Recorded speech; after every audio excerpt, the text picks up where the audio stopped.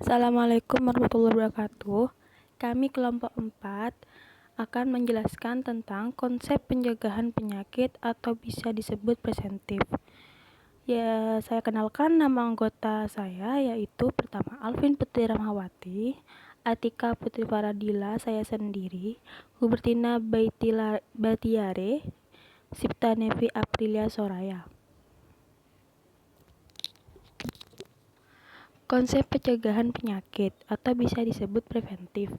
Pencegahan penyakit adalah tindakan yang ditujukan untuk mencegah, menunda, mengurangi, membasmi, mengeliminasi penyakit dan kecacatan dengan menerapkan sebuah atau sejumlah intervensi yang telah dibuktikan efektif. Tingkat pencegahan disesuaikan dengan riwayat alamiah penyakit. Pertama, pencegahan primordial. Tujuannya untuk menghindari terbentuknya pola hidup sosial, ekonomi, dan kultural yang diketahui mempunyai kontribusi untuk meningkatkan risiko penyakit. Pencegahan primordial yang efektif memerlukan adanya peraturan yang ketat dari pemerintah. Contoh, fase penyakit. Misalnya, kondisi yang mengarah penyebab penyakit yaitu jantung koroner, target populasi, kelompok terseleksi. 2. Pencegahan primer adalah upaya pencegahan yang dilakukan saat proses penyakit belum mulai, atau bisa disebut pada pre-patogenesis, dengan tujuan agar tidak terjadi proses. Tujuannya mengurangi insiden penyakit dengan cara mengendalikan penyebab penyakit dan faktor risikonya.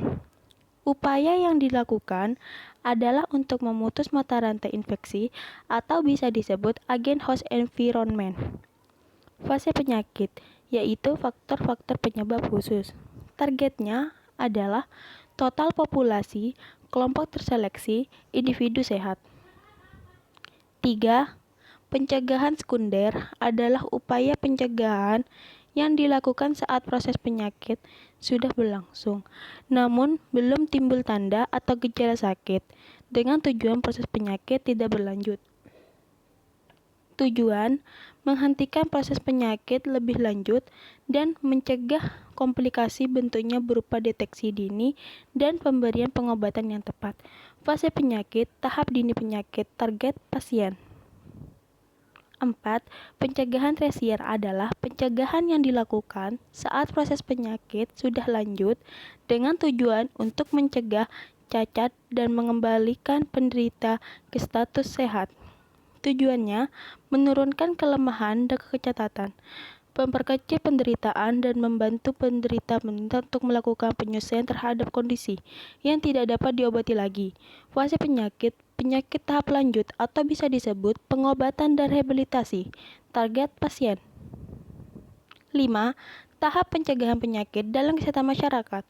Promosi kesehatan berisi ajakan untuk hidup sehat. Contohnya seperti mengajak orang membuang sampah pada tempatnya, tidak merokok, mengajak orang memakai helm atau masker saat berkendara. 2. Pencegahan kesehatan dan perlindungan kesehatan. Praktek hidup sehat, contohnya penyemprotan got untuk nyamuk malaria, mandi pakai sabun, dan memakai masker saat berkendara. Ketiga, pengobatan berupa penanganan jika telah ditemukan penyakit, contohnya check up ke rumah sakit, pergi ke dokter atau puskesmas. Keempat, pembatasan catatan. Tahap ini membatasi cacat atau penyakit yang sudah terlanjur menyerang seseorang. Contohnya, seorang dokter mengunjungi pasien untuk memeriksa keadaan pasien pasca pengobatan. Yang terakhir, pemulihan kembali. Tujuan pemulihan ini untuk mengajari pasien kembali ke masyarakat. Contohnya, pecandu narkoba dan penderita kusta. Terima kasih dari kami. Jika ada kurangnya, mohon dimaafkan. Wassalamualaikum warahmatullahi wabarakatuh.